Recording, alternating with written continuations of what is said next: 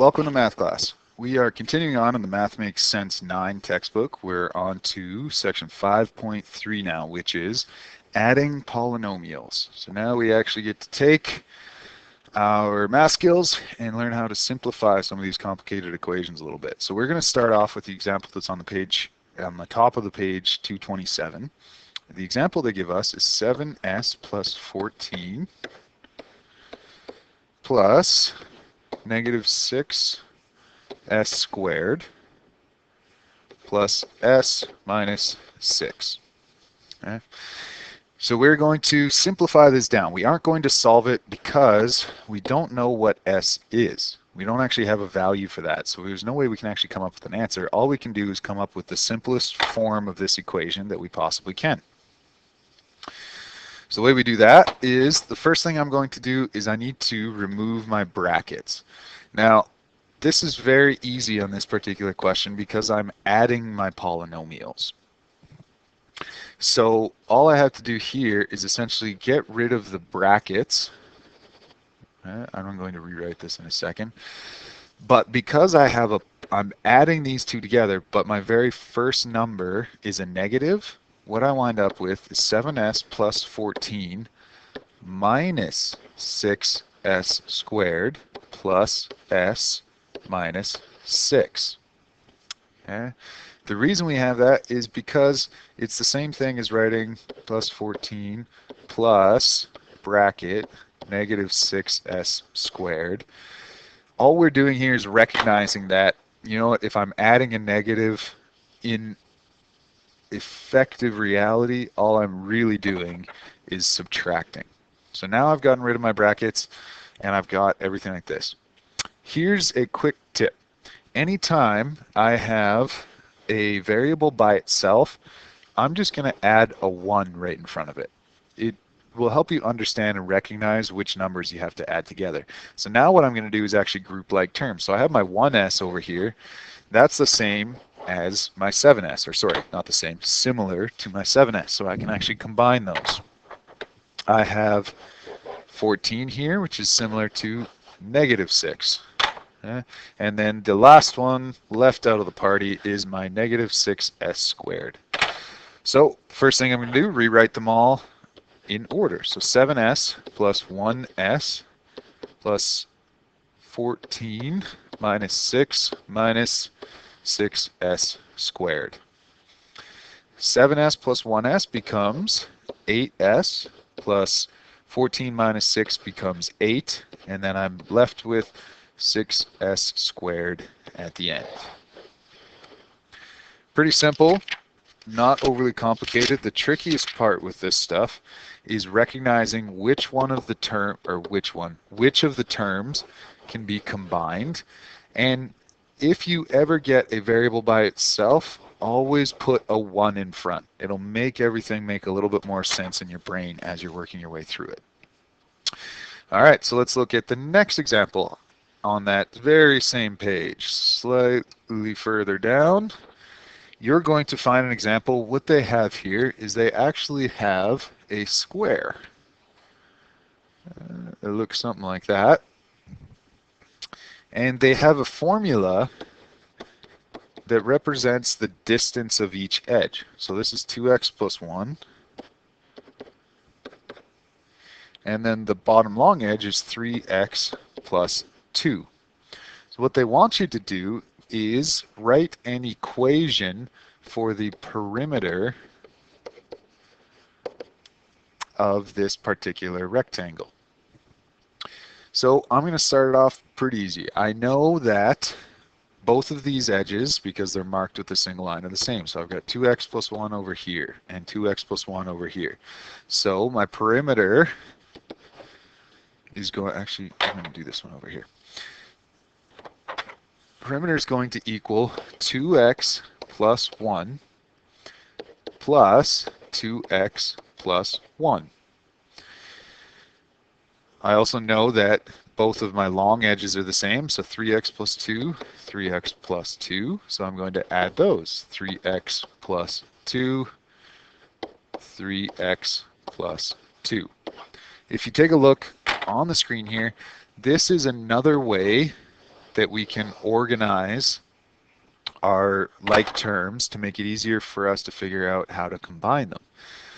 So I can look at this pretty quickly, and I know that I've got 3, 3, 2, and 2 x's, so I have a total of 10x down here. 1, 1, 2, and 2 gives me 6. So I know that my simplified formula for the perimeter of this particular rectangle is P equals 10x plus 6. Not overly complicated for that one. The biggest trick is understanding or remembering what we covered in our last unit, that the perimeter of a shape is equal to all of the sides being added together. So I start with all of the sides as written.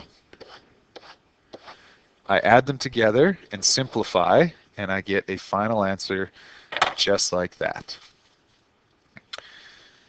All right, and then our last example of the day is on the next page, page 228. Ooh, too far. And it's polynomials with 2 variables.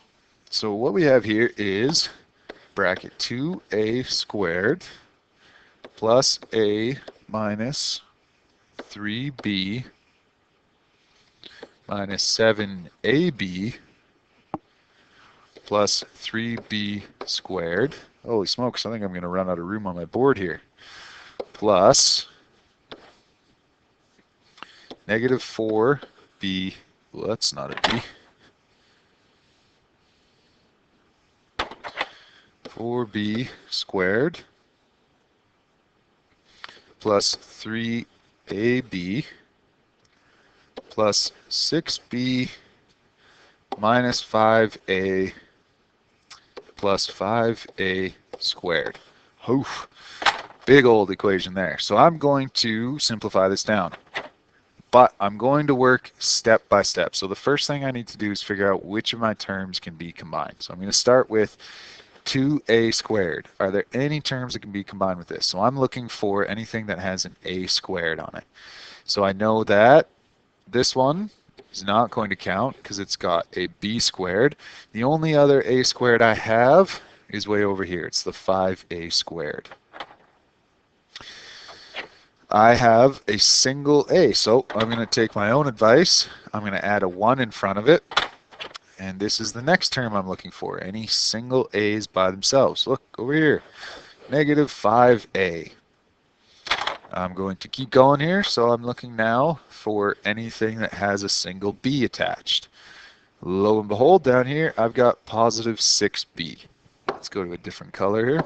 Let's try that one. So now I have to look for my next one, 7ab. So this actually has one of each of the variables attached to it. So negative 7ab is similar to positive 3ab. And my last one, let's pick a color. Let's go with, not green. Let's go with orange. So the last color I'm looking for is anything with a b squared attached. Pretty easy because there's only one term left over, negative 4b squared. So to help me write this, I'm actually going to rewrite this entire equation in this same method where I've got them stacked over top of each other, but I'm going to arrange it so that all of the terms are right over top of each other. So I'm going to start with 2a squared. Now I got to remember my equation here. 2a squared plus 1a minus 3b minus 7ab plus 3b squared.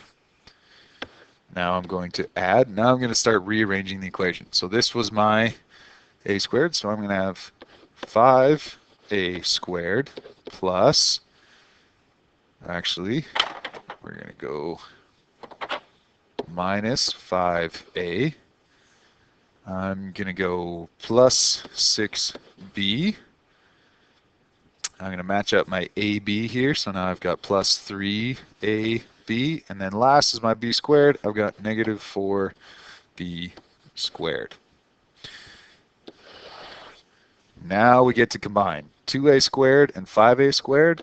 becomes 7a squared. 1a minus 5a becomes negative 4a. Negative 3b plus 6b becomes positive 3b. Negative 7ab plus 3ab gives me a negative 4ab. And 3b squared minus 4b squared gives me negative 1b squared. And that is my final answer. Once again, not overly complicated, as long as you understand that you can only combine like terms. So they have to have the same combination of variable or variables in this case. And then you're going to be combining the coefficients. So the term that is right in front of your variables is going to be combined based off of whatever number is in front of there. Positive, negative, big, large, whatever it might be. So go ahead and give those a try, and I'll see you in math class.